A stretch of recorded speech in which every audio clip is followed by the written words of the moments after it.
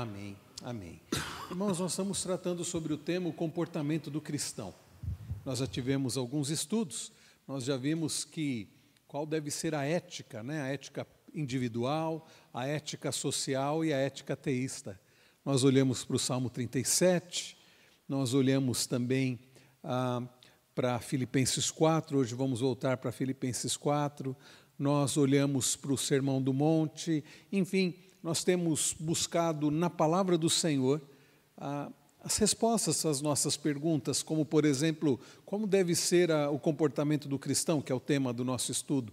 E nós temos aprendido que o cristão ele deve ter um comportamento de confiança e satisfação em Deus, ele deve agir de acordo com a vontade do Senhor, ele deve ter um comportamento de santidade diante do Senhor. Nós já temos aprendido essas lições. E hoje nós vamos falar sobre princípios bíblicos da ética cristã, na verdade, dando continuação ao nosso estudo. O estudo número 2 é uma continuação do estudo número 1. Tá? Então, é importante, irmãos, fazermos uma distinção entre costumes e princípios. Porque às vezes a gente acha que é a mesma coisa, né? Um costume é a mesma coisa que um princípio, são coisas diferentes. Nós temos costumes, coisas, por exemplo, que acabamos aprendendo, seja por ouvir ou por ver, às vezes até dentro de casa, e se tornam nossos costumes. Fulano tem o costume de fazer tal coisa. E às vezes ele nem sabe por que ele faz isso. Eu faço porque meus pais faziam isso, enfim. Os costumes têm muito a ver com tradição. Às vezes é uma questão de tradição. Então, costumes são procedimentos culturais e ocasionais. O autor da revista faz essa distinção e explicando que princípios são procedimentos estabelecidos por Deus. Quando nós olhamos, eu não coloquei aqui o texto de Mateus 15, 2, mas os fariseus fazem a seguinte pergunta para Jesus: por que transgridem os teus discípulos a tradição dos anciãos? Ou os costumes dos anciãos? E o costume ali era de lavar as mãos antes de comer. Não era uma ordenança, não era um princípio bíblico, era um costume, era uma tradição. E Jesus, então, vai tratar com eles. Agora, princípios são diferentes de costumes. Eu me lembro que certa feita alguém me perguntou sobre um costume, sobre uma tradição envolvendo vestimenta, e eu disse para a pessoa, falei, isso é uma questão de tradição. Eu não posso dizer, por exemplo, que paletó e gravata seja um princípio bíblico.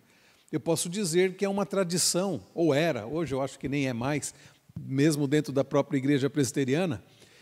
Eu cresci vendo isso como, eu que cresci na igreja presbiteriana, era uma tradição muito, muito importante. Pastores, presbíteros, até diáconos usarem paletó e gravata. Não se admitia, por exemplo, um pastor que não usasse paletó e gravata, não se admitia presbíteros servirem a ceia sem estar de paletó e gravata. Hoje mesmo pastores eu vejo que não usam, então é uma tradição. Eu particularmente acho que é uma tradição boa, né? Mas não posso dizer que seja um princípio bíblico. O princípio bíblico da vestimenta qual é? Decência. Se vier alguém com uma roupa indecente, olha, há um princípio bíblico que é de se vestir com decência. Agora, tradição pode ser uma tradição boa, pode ser, mas é tradição. Eu não posso exigir que alguém use, algumas igrejas até exigem, né? O obreiro tem que usar paletó e gravata, como se fosse um princípio bíblico. Não tem isso? Fulano, se não vier de paletó e gravata, como se tivesse em pecado.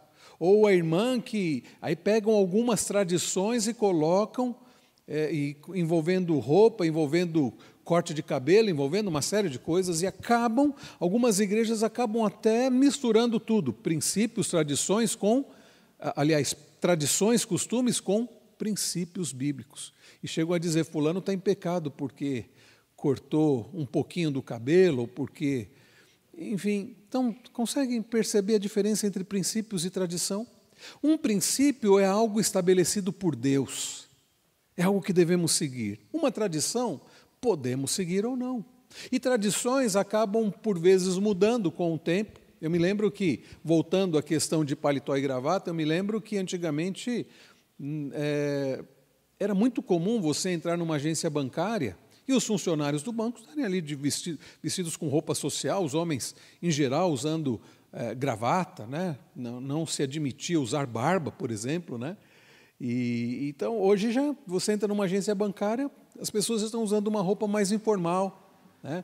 Eu me lembro também, repórteres, né, de determinada emissora, não se via um repórter num jornal famoso aparecendo sem ser de paletó e gravata, e não se usava também barba. Hoje os próprios repórteres já usam. Então, percebam que costumes, tradições, isso vai mudando. Algumas que são boas acabam se perdendo, infelizmente, mas os princípios bíblicos não mudam. Às vezes eu ouço gente dizendo assim, a Bíblia é um livro antigo, trouxe mandamentos para uma determinada época, envolvendo os mandamentos morais, como, por exemplo, os 10 mandamentos. Gente dizendo o seguinte, os 10 mandamentos, isso ficou lá no passado.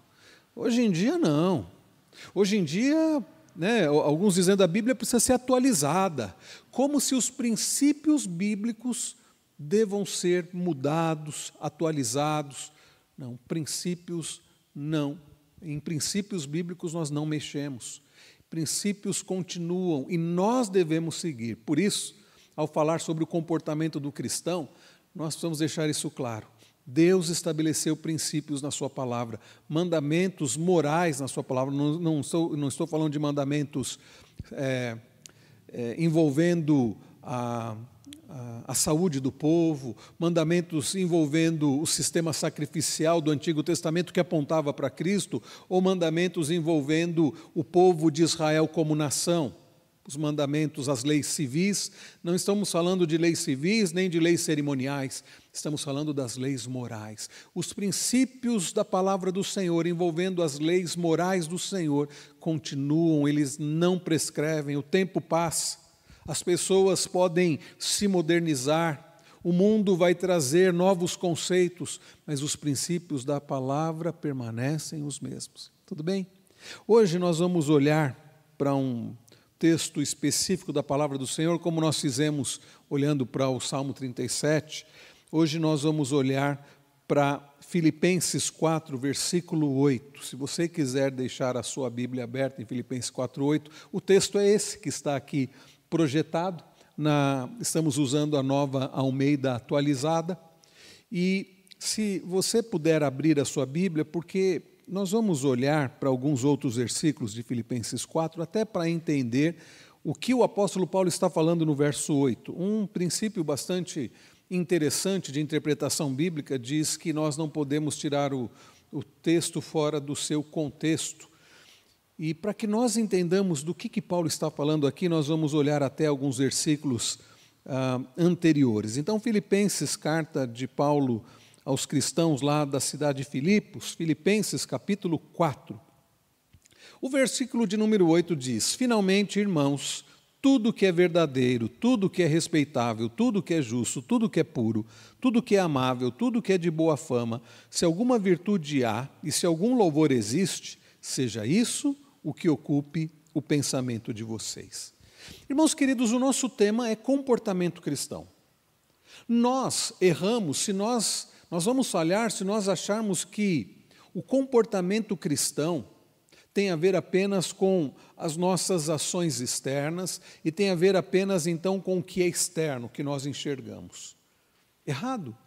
Nós fazemos o que fazemos porque queremos o que queremos. E o nosso querer vem de onde? De onde vem o nosso querer? Do coração, né? O André está fazendo assim do coração, está certo?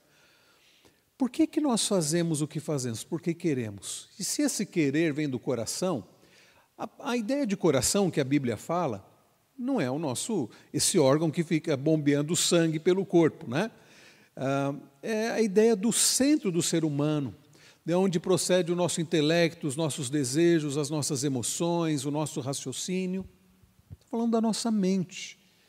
Então, o nosso comportamento está ligado ao que está na nossa mente. Lá em Mateus 12, 34, Jesus diz, porque a boca fala do que está cheio, o quê? O coração. A boca fala do que está cheio o coração, Mateus 12:34. Ou seja, o que você colocar na sua mente influenciará as suas ações. Se o nosso tema é comportamento cristão, não adianta nós trabalharmos apenas os aspectos externos. Eu tenho sérias críticas à terapia secular. A pessoa vai num terapeuta porque muitos terapeutas, muitos psicólogos acabam se concentrando no comportamento externo. Querem ver um exemplo? Eu creio que todos já assistiram algum episódio da série, acho que nem existe mais a série, Super Nanny. Lembra da Super Nanny? Lembra como a Super Nanny tratava os casos ali de filhos desobedientes, filhos que davam trabalhos, famílias com problemas? Ela tinha lá as regras, ela tinha lá o cantinho da disciplina, ela tinha... vejam, e coisas que você olha e fala assim, olha, parece que está funcionando. O problema de você trabalhar apenas o comportamental, e veja, não estou dizendo que não haja lugar para trabalhar o comportamental. Um pai e uma mãe, por vezes, vai ter que disciplinar o filho, por vezes vai ter que trabalhar aspectos do comportamento, mas o problema é que você trabalhar apenas o comportamento, quando você não estiver olhando, o que acaba acontecendo? A criança vai lá e faz a mesma coisa. E o adulto também. O problema de nós nos concentrarmos no comportamento externo é que nós não estamos indo na raiz do problema. Vamos lembrar a frase? O coração do problema é o problema do coração. Então, quando nós falamos sobre comportamento, nós precisamos ir na raiz, nós precisamos ir no coração. O que você colocar na sua mente influenciará as suas ações, influenciará o seu comportamento. Não basta trabalharmos apenas comportamento, nós precisamos trabalhar a raiz do problema. E o apóstolo Paulo aqui, em Filipenses 4, ele vai no cerne da questão. Ele vai dizer, finalmente, irmãos, tudo que é verdadeiro, ele faz essa lista, e o que ele diz no final? Seja isso o que ocupe o pensamento de vocês. Paulo, nesta carta, tão preciosa como toda a Bíblia é preciosa, Paulo, nessa carta, ele nos traz ensinos profundos, ele vai falar sobre alegria, não que essa carta trate, acima de tudo, sobre alegria cristã, mas é um tema que aparece e se destaca. E Paulo, se vocês observarem no capítulo 2, abram aí, por favor, no capítulo 2, ele começa o capítulo 2 dizendo, portanto, se existe alguma exortação em Cristo, alguma consolação de amor, alguma comunhão do Espírito, se há profundo afeto e sentimento de compaixão, então completem a minha alegria, tendo o mesmo modo de pensar. Paulo fala que os cristãos, os crentes, precisam ter o mesmo modo de pensar. E aí ele vai dizer, tendo o mesmo amor e sendo unidos de alma e mente.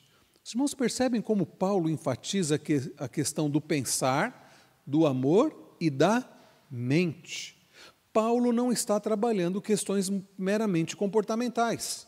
Paulo, se fosse um tipo de super nanny, naqueles dias ele escreveria uma carta dizendo, olha, vocês precisam ter tais atitudes, e se alguém não fizer, deve... Paulo vai na raiz da questão. E ele vai falar de atitudes, ele vai falar de ações, mas ele vai falar sobre pensamento. Sabe por quê, irmãos? Porque nós trabalharmos apenas o comportamento, as ações externas, não vai funcionar. Nós precisamos trabalhar a fonte. Porque, veja, uma vez que você trabalha a fonte, mudando aqui dentro, ou aqui, vai mudar as ações, as atitudes.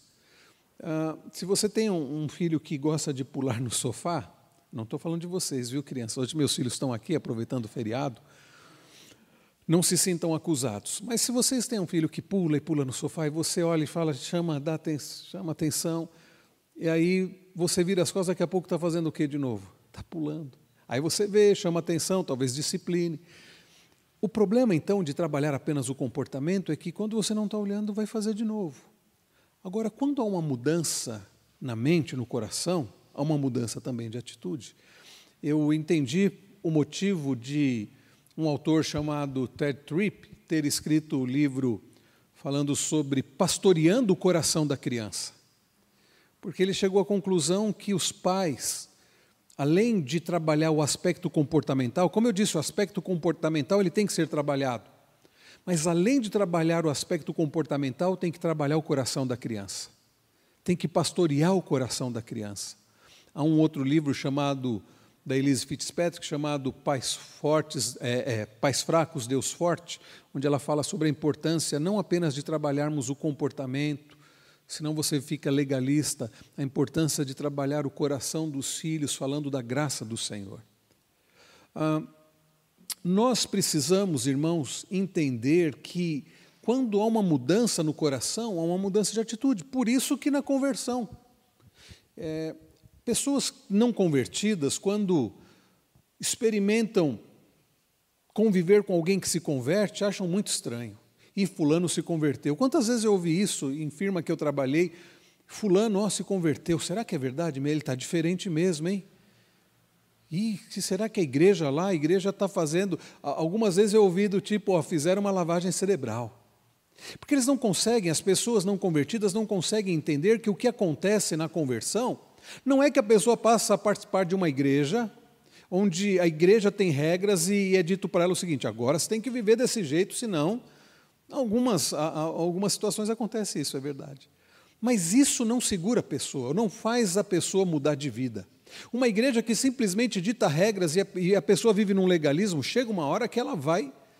Mas quando há uma mudança no coração, quando aquilo que Paulo diz que chama de um novo nascimento, e Jesus fala sobre isso também. Lembram lá em João 3, quando Nicodemos vai ter com Jesus? Não Augusto Nicodemos, outro Nicodemos. Né? E Nicodemos chega para Jesus e diz assim... ele se aproxima de Jesus e chama Jesus de mestre, de rabi, e Jesus já diz assim, você precisa nascer de novo, você precisa de um novo nascimento. Queridos, quando há um novo nascimento, não é que a pessoa muda de uma hora para outra, algumas coisas demoram um pouco, né? Mas já começa a haver uma transformação, e no processo de santificação ela vai sendo moldada à semelhança de Cristo. E é por isso que Paulo, em outro texto, diz aquele que roubava, não roube mais, mas agora se sustente com o seu trabalho. Aquele que mentia, não minta mais. Porque quando há um novo nascimento, há uma mudança de atitudes. E é por isso que é estranho você ver alguém que diz assim, a pessoa se converteu, mas ela continua fazendo as mesmas coisas de erradas. E para ela está tudo bem. Não, não houve uma conversão. Quando há uma mudança no coração, há uma mudança de comportamento, de atitudes. Então percebam que Paulo vai falar sobre o pensar. Ele continua no capítulo 2, no verso 3, ele diz, não façam nada por interesse pessoal ou vaidade, mas por humildade, cada um considerando os outros superiores a si mesmo, não tendo em vista somente os seus próprios interesses, mas também os dos outros. Agora olhem o verso 5. Tenham entre vocês o mesmo, o quê? Modo de pensar. De quem? De Jesus Cristo. Aqui, meus irmãos, está o ponto fundamental. Não adiantaria Paulo escrever uma carta para aqueles nossos irmãos lá de Filipos, daquela época, com uma série de regras. Façam isso, não façam aquilo, não façam isso. Aliás, Paulo vai combater a ideia do legalismo escrevendo aos Colossenses e escrevendo aos Gálatas, dizendo que o legalismo não tem poder sobre a sensualidade. Paulo, antes de dar regras, dar mandamentos, Paulo fala sobre a importância do pensamento. Antes de Paulo dizer uma série de coisas que ele vai falar à frente, que a pessoa deve, que aqueles irmãos deveriam fazer, por exemplo, como lá no capítulo 4, ele vai falar, alegre-se no Senhor, sejam temperantes, e uma série, não andem ansiosos. Antes dele falar sobre isso, ele vai falar, tenham o mesmo modo de pensar de Jesus. Irmãos, para que possamos compreender qual é o comportamento que devemos ter, nós precisamos entender que nós precisamos ter a mente de Cristo. Porque os irmãos já devem ter percebido que Deus deseja de nós um comportamento igual ao de quem? Ao de Cristo. Para que nós tenhamos um comportamento igual ao de Cristo, sejamos santos como Cristo, amemos ao próximo como Cristo amou, sejamos compassivos, pacientes, misericordiosos como Cristo, nós precisamos ter o mesmo pensamento de Cristo. Então, falar do comportamento cristão pressupõe nós termos, falar de como devemos nos comportar, exige que falemos como nós devemos pensar. O nosso pensamento, mais uma vez, eu vou repetir isso, o que nós colocarmos na nossa mente vai influenciar o nosso comportamento. Uma situação que me chamou muito a atenção, que marcou minha vida aqui nessa igreja, foi a convivência com Dona Arlete. Eu tive o privilégio, eu digo que o privilégio porque Dona Arlete foi uma serva muito valorosa do Senhor. Quem conhece a história, eu pude conviver pouco com ela. Quando eu cheguei aqui em 2012, ela já era bem idosa, Dona Arlete. Mas ainda ela estava bem, né? Nós pudemos conversar, nós pudemos conviver durante um tempo.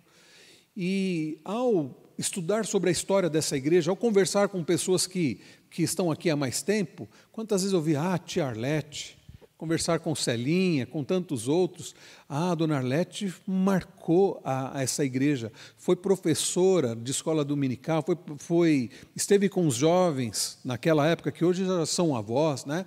E foi uma mulher, trabalhou na missão Caiuá, foi uma mulher assim extraordinária. Ela não se casou, ela foi um instrumento nas mãos do Senhor com o tempo que ela tinha, com a vida que ela tinha. Mas sabe o que me marcou muito?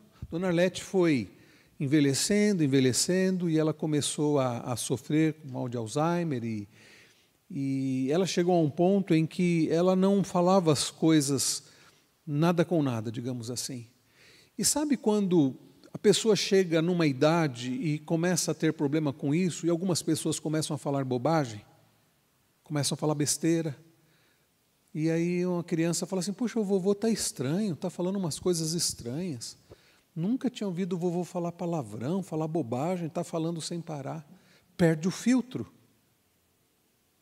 Dona Arlete, sabe o que ela falava? Ainda que ela não tivesse mais a consciência de falar, ela falava versículos bíblicos, ela cantava hinos. Você ia conversar com ela, ela não sabia quem você era, ela não sabia o que estava acontecendo, mas o que saía da boca daquela mulher era a palavra do Senhor, era louvor a Deus. Sabe por quê? Porque o coração dela estava cheio da palavra do Senhor. A mente dela estava cheia, estava encharcada com a palavra do Senhor, com o próprio Deus. E quando ela chegou, que ela perdeu o filtro, o que saiu da boca dela era o que estava cheio, o coração.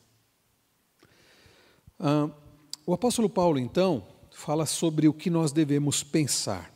E indo agora para o capítulo 4, vamos olhar para este texto aqui, que está projetado ali, o apóstolo Paulo vai falar sobre o que nós devemos pensar. Para que nós possamos ter as atitudes corretas, as atitudes de Cristo, nós precisamos ter a mente de Cristo. E para ter a mente de Cristo, envolve pensar nestas coisas que Paulo cita aqui no versículo de número 8. Ele diz, finalmente, irmãos, a primeira coisa que ele vai dizer aqui é tudo o que é verdadeiro. Tudo o que é verdadeiro. Há uma versão, a maior parte das versões bíblicas que eu consultei traduziram dessa mesma forma. Eu não gosto de ficar citando palavras de grego e hebraico, mas aqui para os irmãos terem uma ideia, porque envolve muito compreender o significado de cada termo que Paulo usa. A palavra do original lá, que Paulo usa, do grego é aletés. A palavra aletheia, do grego, significa verdade. O termo aletés pode ser, nesse contexto aqui de Paulo, pode ser traduzido também como algo que é correto. Paulo está dizendo, irmãos, vocês precisam ter na mente de vocês, encharcar a mente de vocês com coisas verdadeiras, com coisas que sejam corretas. Em outras palavras, nós não podemos ficar enchendo a nossa mente de coisas mentirosas, de coisas erradas, de coisas que desagradam a Deus. E é sério isso, irmãos? Alguém disse que ao citar Filipenses 4:8, que aqui é um dos textos que mais nós negligenciamos na nossa vida. Quantas vezes nós negligenciamos essas palavras aqui de Paulo, inspiradas pelo Espírito Santo, e quantas vezes nós enchemos a nossa mente de coisas que são incorretas, que não são verdadeiras no sentido de corretas. Então, o primeiro princípio da ética cristã, sem dúvida alguma, é a verdade. Um cristão precisa ser alguém verdadeiro, precisa ser alguém correto, precisa ser alguém que age de maneira verdadeira, de maneira correta. Aí a pergunta é: como é possível alguém ter um comportamento correto, um comportamento verdadeiro? Quando ele enche a sua mente, quando ele permeia a sua mente, o seu coração, de coisas que são verdadeiras, de coisas que são corretas. Pessoas que acabam por consumir coisas que não são corretas, coisas que não são verdadeiras, pessoas que se acostumam a conviver com a mentira, com coisas que não agradam a Deus, passam e enchem a mente delas com literatura de coisas incorretas, acessando conteúdo de sites de coisas incorretas, mentirosas, que acabam por conversar, e nas suas conversas acabam por usar apenas conversas de coisas incorretas, mentirosas, eles vão acabar agindo dessa mesma forma. Então Paulo começa falando sobre enchermos a nossa mente e pensarmos em coisas que sejam verdadeiras, coisas que não são ilusórias, enganosas, coisas que são corretas. E aqui o autor da revista cita Efésios 4,15, mas seguindo a verdade, em amor, cresçamos em tudo naquele que é a cabeça, Cristo. Seguindo a verdade, em amor. Nós, queridos, precisamos nos acostumar de fato com a verdade, não com a mentira, com o que é correto, não com o que é errado. A sua boca vai falar, as suas atitudes vão expressar o que está na sua mente. Então a primeira pergunta que fica para todos nós é: temos nós enchido a nossa mente, pensado em coisas verdadeiras? Será que nós estamos mais nos acostumando e enchendo a nossa mente com coisas que não são verdadeiras? Eu não tenho problema com o entretenimento, ou nós não devemos achar que o entretenimento em si é pecaminoso. Mas às vezes, irmãos, nós nos acostumamos com programações de entretenimento de coisas que não são corretas, que não são verdadeiras. E isso vai enchendo a nossa mente, vai enchendo a nossa mente. A pessoa só assiste coisa que não tem nada de correto, de verdadeiro ali. Só acessa conteúdos que não são corretos, verdadeiros. Logo, que tipo de atitude ela vai ter? Que tipo de palavreado ela vai ter? Os irmãos percebem como é importante essa questão da nossa mente? Irmãos, nós estamos em estudo bíblico, viu? Fiquem à vontade para participar. Hoje nós estamos com um número até maior por conta do feriado, né? Então, participem. Tá? Hoje, além do André, querido irmão que sempre abrilhanta o estudo participando, temos mais irmãos, por favor, participem. Até aqui tudo bem? Tudo bem? Ok. Temos um microfone aí, né? E qualquer pessoa... Aí, olha, é só provocar, né? Que... Presbítero Marcos, fique à vontade, meu irmão.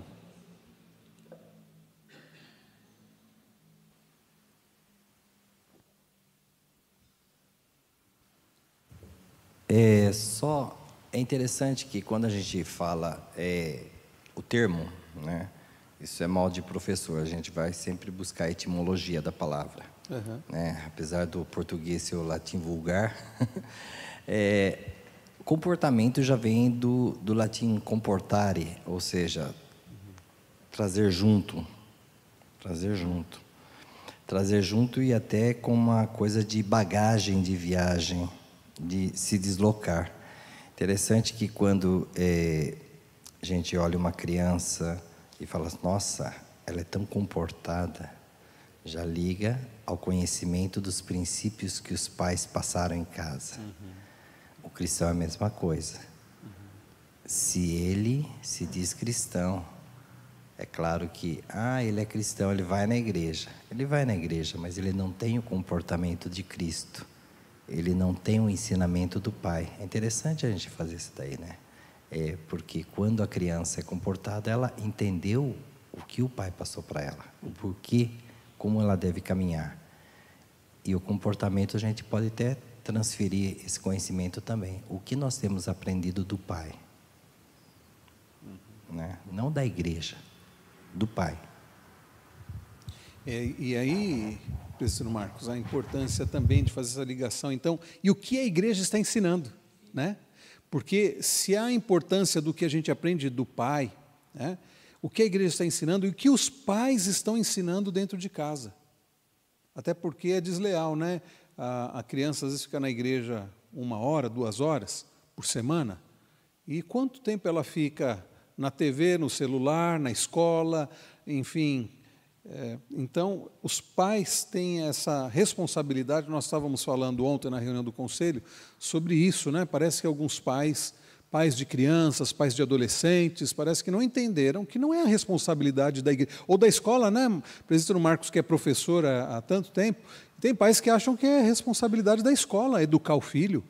E eu estive uma vez numa reunião de pastores na prefeitura, um café de pastores na prefeitura, e eu me lembro que um secretário, na época, o secretário de Educação, falou isso, falou, olha, vocês pais acham que é o dever da escola dar a educação, né? E vocês estão negligenciando a tarefa de vocês. A escola vai passar conhecimento, vai instruir, mas a educação, e a mesma coisa, a igreja prega a palavra, ensina a palavra, mas os pais precisam ensinar. E é interessante essa ideia de comportamento, de trazer consigo. Obrigado, meu irmão, como enriqueceu o estudo essa participação do irmão. Paulo continua, e além da ideia de pensar naquilo que é verdadeiro, Paulo continua e ele diz, também devemos pensar naquilo que é respeitável. A palavra ali do grego é semnos. A nova versão transformadora traduziu como nobre, pensar em coisas que são nobres. Uma versão antiga, né, a Almeida Antiga, usa tudo que é honesto. A Bíblia de Jerusalém também usa a tradução nobre. Então, tem a ver com isso, nós precisamos permear, encher a nossa mente, encharcar a nossa mente com coisas honrosas, com coisas respeitáveis. Quantas vezes, irmãos, nós nos acostumamos com os programas humorísticos, nos acostumamos com as piadas, com as brincadeiras do mundo, do entretenimento, e ficamos enchendo a nossa mente com coisas que não são respeitosas. Coisas que falam assim, não, na igreja eu nunca falaria uma coisa dessa. Mas por que a gente vai enchendo a nossa mente no dia a dia com essas coisas? E eu fico pensando o seguinte, algo que nós não falaríamos ou faríamos na frente dos irmãos, não é algo então que nós devemos ficar escutando durante a semana, não. Muita gente enchendo a mente com coisas que não são honrosas, não são respeitáveis, não são honestas, e vão ter um comportamento, vai influenciar com certeza no seu comportamento. Quando isso se aplica ao ser humano, descreve alguém que vive como se todo este mundo fosse templo de Deus, quando a pessoa pensa em coisas apenas honrosas, respeitáveis, isto é, a sua vida no mundo é idêntica à sua vida no templo de Deus. Quando a gente entende o que os reformadores, e Calvino falou sobre isso, que nós vivemos a nossa vida coram Deo, né, diante da face de Deus, entendendo que esse mundo é o teatro de Deus, nós temos um comportamento diferente. Olha, eu vivo diante de Deus, não posso. Então, aí a gente para de fazer aquela divisão, aquela dicotomia entre sagrado e profano. Isso é sagrado. Meu domingo na igreja é sagrado. Agora, segunda-feira no meu trabalho, aí já é outra coisa. Aí as coisas que eu falo, as piadas que eu falo, as brincadeiras que eu faço, o meu comportamento é diferente. Não, na igreja tem... Irmãos, se nós vivemos para Deus, para a glória de Deus, o nosso comportamento... Não estou dizendo que você vai ser todo formal na sua empresa como você é na igreja, não é isso. Mas o seu palavreado, o seu caráter, não deve ser diferente, né? Ou não deveria ser diferente. E por vezes é porque não estamos enchendo a nossa mente com coisas respeitáveis, honrosas, coisas nobres. Paulo, eu estava olhando esse termo do grego no dicionário de teologia, ele diz assim, Paulo estimula seus leitores a considerar e praticar o que é sério, o que é nobre, o que é digno de reverência. Para que nós possamos praticar o que é sério, o que é nobre, o que é digno de reverência, nós precisamos pensar em coisas que sejam sérias, nobres e dignas de reverência. E o Dicionário Internacional de Teologia faz uma menção que essa palavra aqui, semenos, é a mesma palavra que aparece em 1 Timóteo 3, 8 e 11 e Tito 2, 2. E nós vamos falar sobre isso daqui a alguns poucos domingos, que nós vamos ter eleição para presbíteros e diáconos, e nós temos o costume aqui na igreja de preparar a igreja sempre para a eleição. E aí nós trabalhamos esses textos. Quais são as características de um presbítero, de um diácono, ou alguém apto para ser presbítero e diácono? Uma delas, que aparece em Tito 2,2, em 1 Timóteo 3, 8 e 11, tanto para presbítero como a diácono, é que sejam sêmenos, ou seja, que sejam respeitáveis. Então vejam que interessante. Para alguém ser presbítero, diácono, ele precisa ser alguém respeitável, alguém honroso, alguém honesto. O que significa isso? Como? E isso não deve ser característica apenas dos oficiais. Quando Paulo diz em Filipenses 4,8 que devemos pensar em coisas respeitáveis, significa que o comportamento do cristão deve ser esse. Quando Paulo fala que para ser diácono e presbítero precisa ser alguém respeitável, o que ele está querendo dizer com isso? O que vocês acham? Se todo crente precisa ser assim, ele está dizendo que precisa ser verdadeiramente cristão, verdadeiramente crente. André, você queria falar, meu irmão?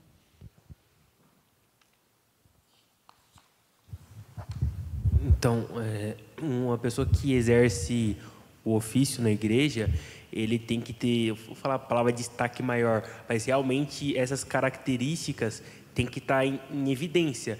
Uhum. Tanto que a igreja que elege, porque isso é visível. Na verdade, a igreja reconhece, por isso que essas características são necessárias. E também para ser... porque a pessoa tem que ter o coração de servo também. Sim. E tem que ter o testemunho, porque um oficial que não dá o testemunho é desastroso para o testemunho da igreja.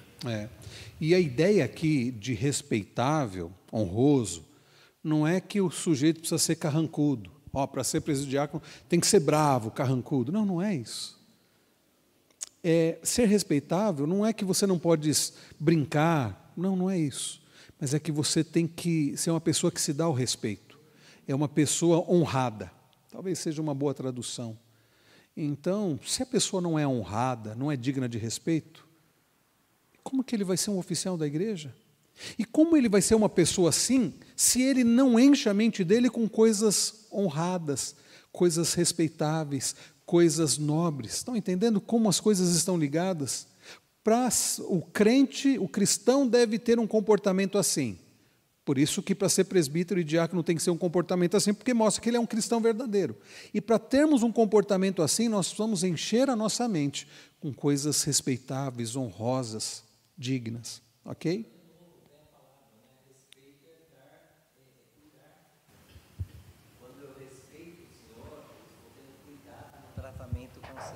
Fala de novo no microfone, por favor. Novamente, a palavra respeito, por isso que usa-se desse ao respeito, haja com cuidado com o outro. Cuidado. Então, quando eu respeito uma pessoa mais velha, mesmo que ela esteja agindo de maneira imprudente, eu estou tendo cuidado de tratar a ela. Quando eu respeito também a posição de uma criança, mesmo ela estando limitada no conhecimento, eu estou tendo cuidado no aprendizado dela. O dar-se ao respeito, e quando o André colocou muito isso, não é a questão de hierarquia, mas é até o que Paulo fala, ser exemplo, assim como eu sou de Cristo. Então, o respeito, quando Cristo se apresentava, ele colocava também o respeito ao Pai. Sim, faça-se a tua vontade. Então, a palavra respeito é também cuidar. Então, quando o oficial, o presbítero, o diácono, ele está cuidando do rebanho, e ele está respeitando ao Pai. É interessante isso. A palavra ela vai se completando. Sim. O comportamento, o respeito, ou até o respeito ao calar-se muitas vezes, para a palavra não se exacerbar, não ir para a discussão, não ir para o embate. É isso ao respeito, e nós estamos vivendo em um mundo desrespeitoso, às diferenças, em um mundo que não sabe ouvir, só quer falar. Então a palavra respeito está perdendo até o fundamento. É verdade. E você comentou, Marcos, é o exemplo de Cristo mesmo. Ele era uma pessoa que as acusações contra ele eram acusações infundadas, porque ele se dava o respeito. E por mais que eu diga que ser respeitoso não significa uma pessoa carrancuda, mas uma pessoa que se dá o respeito também não é uma pessoa que brinca além da conta, que aí dá oportunidade para o outro, né, agir com falta de respeito. Por isso o cristão não pode ser uma pessoa muito aberta, que brinca muito, ou de qualquer jeito, com qualquer um, porque ele dá liberdade para o outro fazer isso também, e não se dá o respeito. Então, a temperança, exatamente. Então não precisamos ser pessoas carrancudas, chatas, de mau humor, não é isso. Mas não podemos ser pessoas abertas, aquele lá como se fosse um bobo, brincalhão, um bobo, que aí qualquer um, mas ele não é um cristão? Mas qualquer um fala o que quer dele e brinca e não respeita. Então, não podemos, né? A ideia da temperança é muito importante, né? Respeitável, honesto, nobre se confundem no texto original. Quando isso se aplica ao homem, como eu já falei, né? Descreve alguém que vive como se todo este mundo fosse templo de Deus, isto é, a sua vida no mundo é idêntica à sua vida no templo de Deus. Depois Paulo continua e ele diz: tudo o que é justo, tudo o que é justo. A Nova Versão Transformadora traduziu tudo o que é correto. O termo aqui do grego é dikaios. Dikaios é a ideia de algo moralmente justo. Porque falar justo, mas qual é? Em que sentido justo? Moralmente justo. Como Jesus era, e é até hoje. Jesus é moralmente justo. O profeta Abacuque condena a quebra do princípio da justiça com 5 ais decretados, né? Lá em Abacuque diz: ai daquele que acumula o que não é seu, ai daquele que ajunta em sua casa bens mal adquiridos, ai daquele que edifica a cidade com sangue e a fundamenta com iniquidade, ai daquele que dá de beber ao seu companheiro, misturando a bebida ao seu furor, e ai daquele que diz à madeira: acorda, e a pedra muda, desperta. Abacuque 2, de 6 a 20, vem os 5 ais. Aqui a ideia de quando a justiça de Deus é pervertida, e Deus vai tratar com o seu povo. Aliás, o texto de Atos, que nós vimos domingo passado, e vamos continuar vendo no próximo domingo, se Deus permitir, o apóstolo Paulo usa na sua pregação justamente um texto de Abacuque, quando ele fala dos desprezadores, que viriam Deus agindo de uma forma que eles não imaginavam. E você lê isso e fala: olha que coisa bonita. Não, ali está falando que iam ver coisas, como de fato aconteceu. Deus levantou os caldeus, um povo terrível, contra o seu próprio povo, para disciplinar o seu povo. Não é curioso isso? Deus usa um povo terrível para disciplinar o seu próprio povo, por amor ao seu próprio povo. E o que depois Deus faz com os caldeus? Pune os caldeus e executa juízo sobre eles. Deus é soberano e Ele usa o que Ele quer para nos corrigir, inclusive o ímpio Ele pode usar para nos corrigir, né? Mas, então, a ideia de dikaios é algo que é moralmente justo, algo que é moralmente justo. Nós precisamos, irmãos, para que sejamos pessoas moralmente justas, à semelhança de Cristo, precisamos ter o mesmo pensamento de Cristo. Por isso, precisamos encher a nossa mente de coisas que são moralmente justas. E aí vem mais uma pergunta para nós: será que nós temos enchido a nossa mente com coisas moralmente justas? Ou temos dado muita atenção e ênfase a coisas que não são moralmente justas? Cuidado, a sua boca vai falar do que o seu coração estiver cheio. Paulo continua e ele diz: tudo que é puro. A palavra grega aqui é hagios, já ouviram falar? Tem até uma editora cristã, né, editora Hagios. A palavra hagios do grego significa isso, puro, pureza, né? No Antigo Testamento, a palavra que era usada lá podia ser traduzida também como, do hebraico, como santo, né?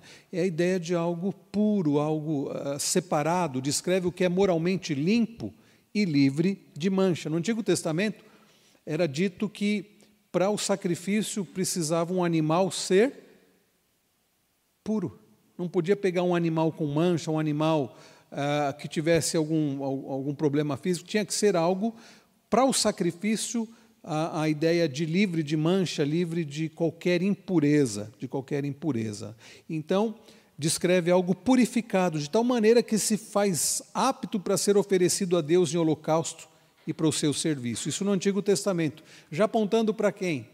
Por que o animal para o sacrifício tinha que ser sem defeito, sem mancha, Porque apontava para o Cordeiro de Deus, Cristo, que é moralmente santo, puro, que nunca pecou, né? E vejam, o que se espera de um discípulo de Cristo? Fulano é discípulo de Cristo, diz que é cristão, vive envolvido com falcatruas, com mentiras, com dívidas, com imoralidade. Não combina. Um discípulo de Cristo tem que ser semelhante a Cristo.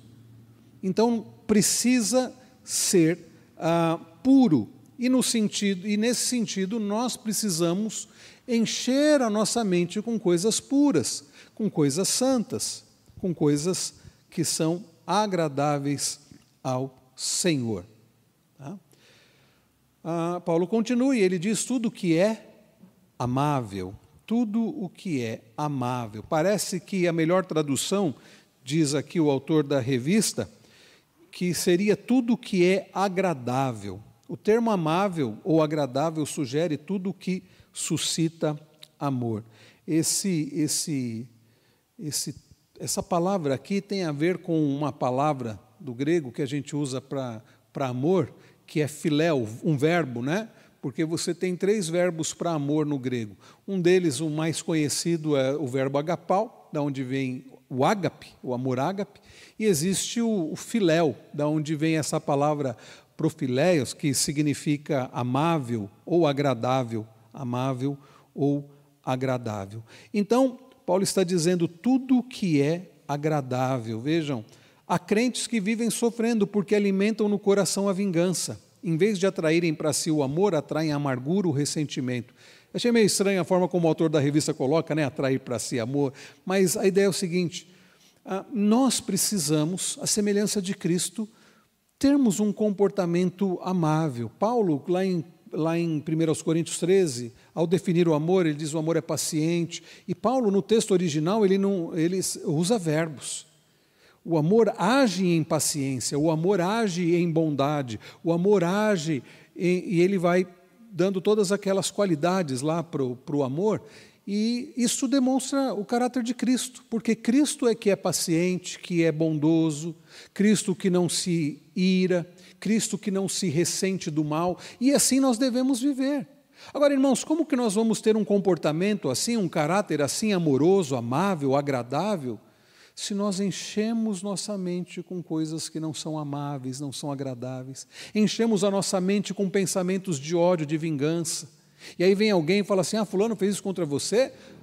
Não deixa para lá não, você precisa se vingar, não seja bobo não, pague o mal com o mal. Não, irmãos, nós não podemos encher a nossa mente com ideias desse tipo. E se alguém vier falar isso para você, você pode dizer, olha, não é isso que a Bíblia ensina. A Bíblia ensina que eu devo perdoar. As pessoas não estão enchendo a mente delas com amor, com ideias como perdão, estão enchendo a mente delas com... E aí ficam assistindo determinados programas e são influenciadas, às vezes até são pessoas que são influenciadas até por séries e filmes e começam a agir dessa forma, com vingança, com ódio, com rancor. Quando Paulo diz, encham a mente de vocês com tudo que é amável, tudo que é agradável, para que vocês possam agir dessa mesma forma. Tudo bem, André? O microfone está aí.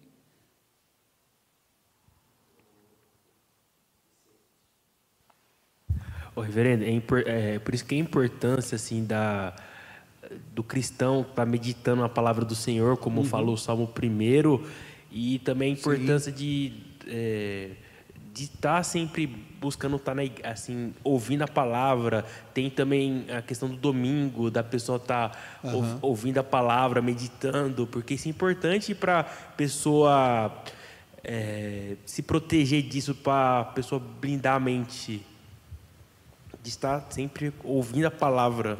Você comentou, André, olha, a questão da palavra, porque se você olha Filipenses 4:8, uma das formas de você dizer como que eu posso pensar nessas coisas? Bom, lendo a palavra, é uma das formas. E você citou uma outra coisa, a igreja. E quando é uma igreja bíblica, o que você vai ouvir numa igreja bíblica? Você não vai ouvir, você precisa se vingar, isso aí mesmo, guarda. Não, você vai ouvir assim, você precisa perdoar, a vingança pertence ao Senhor. Você vai ouvir o que nós vimos algumas quintas-feiras atrás, o Davi no Salmo 37, dizendo: para de ficar indignado com os que praticam o mal, confia no Senhor, agrada-te do Senhor, entrega o teu caminho ao Senhor, descansa no Senhor. É isso que você vai ouvir, e é isso que você precisa ouvir. E aí eu acrescento ao que o André falou, as amizades que nós temos, as pessoas para quem nós damos ouvidos. Se você dá ouvidos a pessoas que não temem a Deus, você vai ouvir esse tipo de coisa: você precisa se vingar, você não pode perdoar isso não, você não pode admitir isso não, você tem que, sabe, não é isso que a Bíblia ensina. Então cuidado, se a igreja que você frequenta, irmãos, tem pessoas que talvez estejam nos assistindo, que são de outras igrejas, se o que você ouve é a palavra de Deus, e cuidado com para quem você dá ouvidos, quem tem influenciado a sua vida. Eu fico pensando, por exemplo, nos nossos adolescentes, quem são os influencers deles, os youtubers que eles assistem, quem são as pessoas que nós damos ouvidos? Será que agora não é mais a Fátima Bernardes, né? Não sei quem é lá do programa, mas tem gente que dá ouvidos para o que esse pessoal fala da televisão, o que os artistas falam, o que os ímpios falam. Então nós temos que dar ouvidos à palavra de Deus, a pessoas que aconselham de acordo com a palavra de Deus. Infelizmente, até em algumas igrejas, o aconselhamento não é a palavra de Deus. Às vezes, eu já ouvi gente dizendo o seguinte: eu fui me aconselhar com a minha esposa, que estávamos passando por problemas, lá na igreja que eu vou, e o pastor disse: tem que divorciar mesmo. Isso é um aconselhamento de acordo com a palavra de Deus? É isso que a pessoa tem que ouvir? Não, porque não é isso que a Bíblia, em nenhum lugar eu vejo a Bíblia dizer, não, tem mesmo que separar. Agora, você tem que perdoar, você tem que ser paciente, você tem que amar.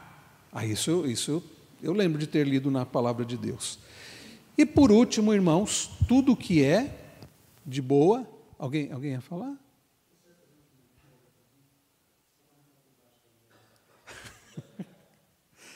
Vai lá, Marcos. Você não vai se arrepender não, né? Do que você já está rindo antes. Vamos ver lá o que vem. Só para comentar que quando eu entrei nesse trabalho novo aí que eu estou agora, né? Tem um irmão muito querido lá, pelo menos da minha parte para ele, né? Ele comentou o seguinte comigo, né? É um conselho que parte de um crente, né? Ele disse assim para mim: a gente é crente, mas a gente está aqui para trabalhar, viu? A gente não pode pregar o evangelho, não. Cada um que, essas pessoas, se chegar até nós, tudo bem. Eu falei: não, você está equivocado. Não é isso que a Bíblia ensina. Né? Você não entendeu o ID, então, né? O que nós somos testemunha? Testemunha de Cristo, né? Testemunhar como? Pregando o evangelho, procedimento, né? Etc. Então, às vezes parte de alguma pessoa mesmo que é de dentro da igreja, que tem um pensamento contrário ou um ensinamento diferente, né? Tem que tomar cuidado mesmo. E aí, nesse caso, né, Marcos, a gente tem que mostrar com amor, né? Falar: olha, meu irmão, não é assim, a Bíblia diz isso, a Bíblia nos chama a uma ação, como foi o sermão domingo passado, né? A Bíblia nos chama para agir. A igreja deve evangelizar, onde estiver, deve pregar o evangelho, né? Então a gente deve corrigir esses irmãos em amor, que às vezes a pessoa ouviu de forma errada em algum lugar e está reproduzindo, né? Ou acha que assim interpretou de forma errada, né? É isso mesmo.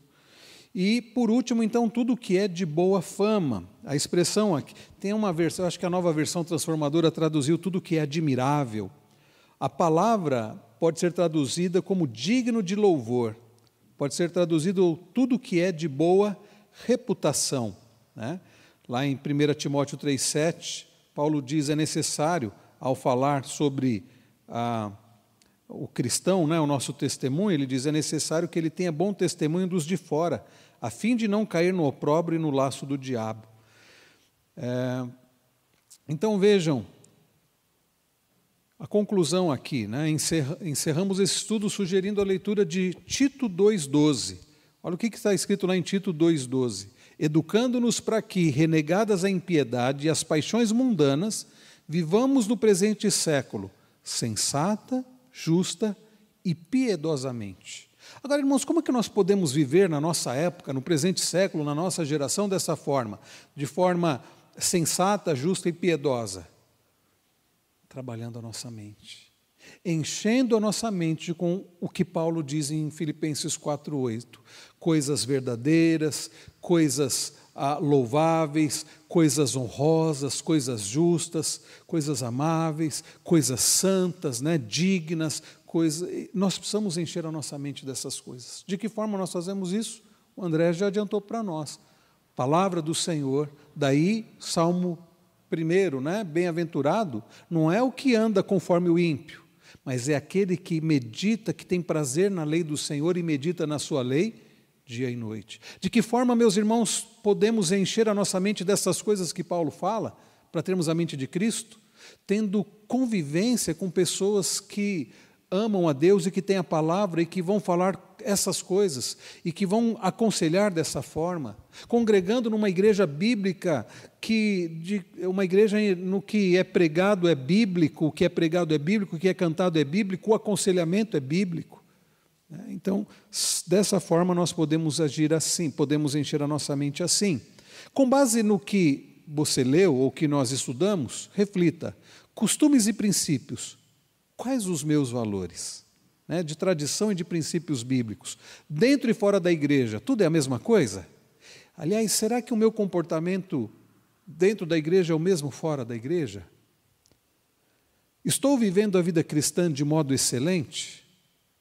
E o excelente aqui é em relação a Cristo. Eu estou vivendo a vida cristã de modo semelhante a Cristo? O meu comportamento tem sido semelhante ao de Cristo? Para isso eu preciso ter o pensamento semelhante ao de Cristo. Tudo bem, meus queridos irmãos? Até aqui, mais alguma pergunta, algo a acrescentar? Não? Tem um microfone aí? Mário, faz favor, usa um microfone aí, meu irmão. Em português, não em espanhol, hein? Pastor. Então, eu vou pedir para o meu irmão ele ler aqui essa parte. Ele me vai ajudar aqui, pastor, porque estamos falando dos princípios, princípios cristãos. Eu acho que aí quando Saulo falou em 1 Tessalonicenses, ele falou desde 21. Julgai todas as coisas, retendo o que é bom. Abastecendo-vos de toda forma de mal. É isso. O mesmo Deus da paz vos santifique em tudo, e o vosso espírito, alma, corpo sejam conservados íntegros e irrepreensíveis na vinda do nosso Senhor Jesus Cristo. Aqui ele fala, esse tipo de princípio, ele não vai santificar. Fala de novo para mim, é 1 aos Tessalonicenses? 1 Tessalonicenses 5. 23. Ah, tá.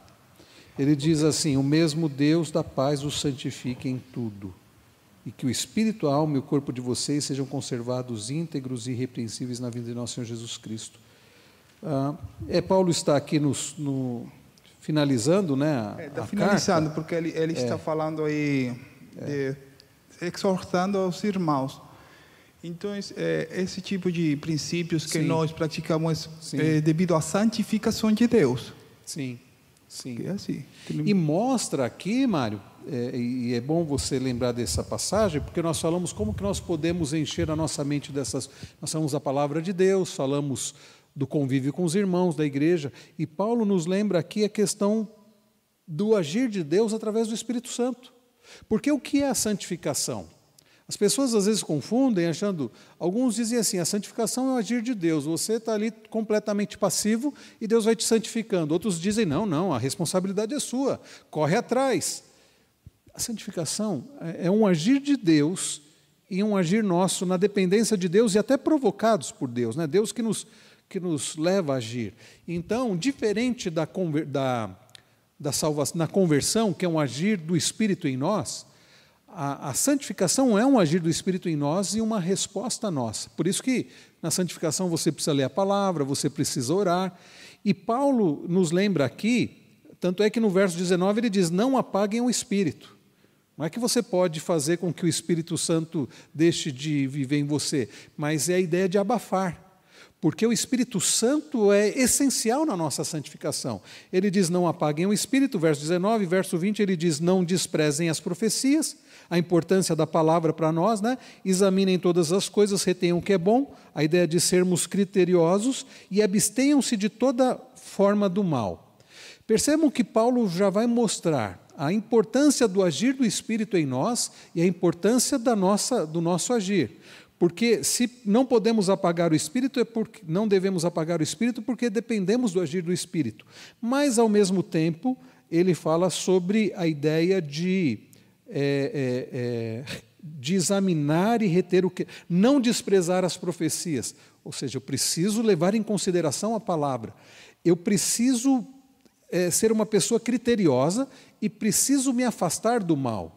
Isso nos lembra as palavras de Davi lá no Salmo 34, que Pedro vai repetir, dizendo, você quer ter uma vida boa, afasta-se do mal, pratica o que é bom, guarda a sua língua de falar coisas erradas. Então, Mário, tem a ver mesmo isso, porque nós dependemos do agir do Espírito e precisamos responder a esse agir do Espírito fazendo a nossa parte.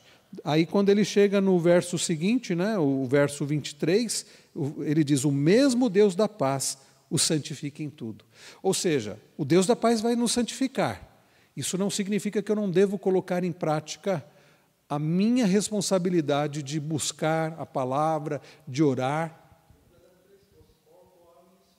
Corpo, alma e espírito. Corpo, alma e espírito, né? E aí ele vai dizer, e que o espírito, a alma e o corpo de vocês sejam conservados íntegros e irrepreensíveis na vinda de nosso Senhor Jesus Cristo. Aqui, há uma discussão aqui, que não vamos ter tempo de entrar nela agora, mas na própria teologia do apóstolo Paulo, há momentos em que ele usa a palavra alma e há momentos que ele usa a palavra espírito, como sinônimos. Não sei se em espanhol é sinônimos, o mesmo significado, né? Palavras diferentes para o mesmo significado. Tá?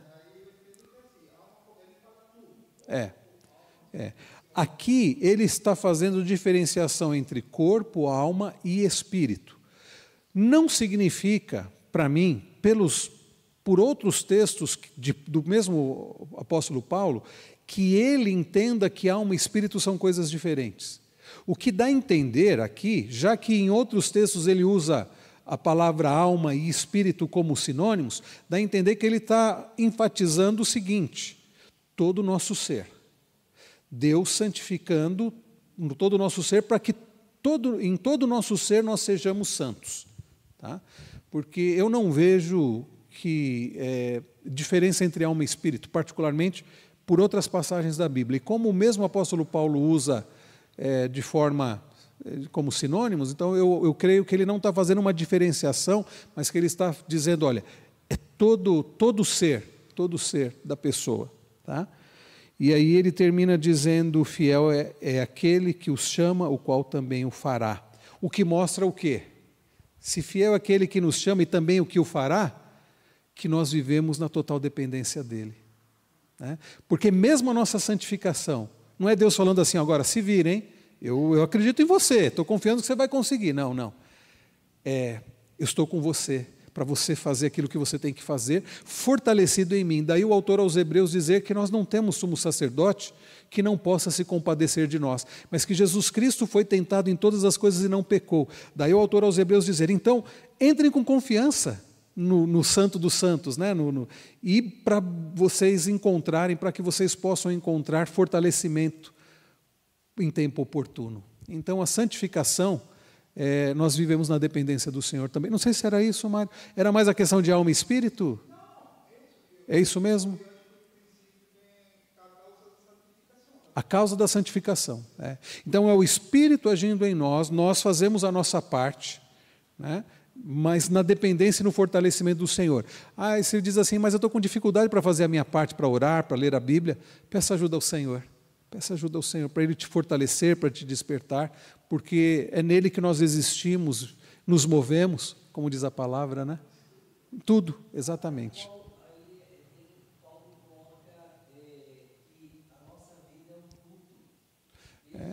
fomos concebidos, como diz Jó, lá no ventre da sua mãe, você já foi escolhido para cultuar a Deus, para glorificar.